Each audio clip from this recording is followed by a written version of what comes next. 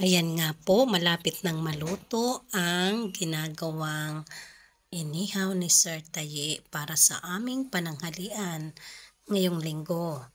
Kasi sabi ng matatanda, pag linggo daw, magkarne.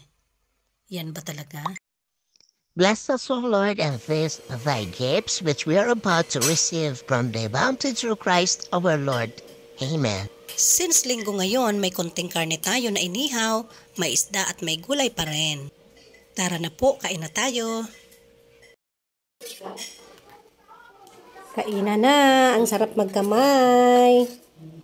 Yan ang ating ngayon, ulam for today. Ayan. Ala, fight. Ala ko talaga. Siyempre, hindi magpapahuli si Siren kasi paborito niya yan na inihaw. Sarap san gulay. Yan, walang tira. Ayan, kanya-kanya na. Kanya-kanya na yan. At mga guys, nandito po ang ating bananas. Kung kakain, kukuha na lang. At ito na lang po ang natira. Ayan. Hinog na.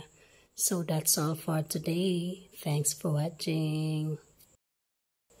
Happy Sunday to all.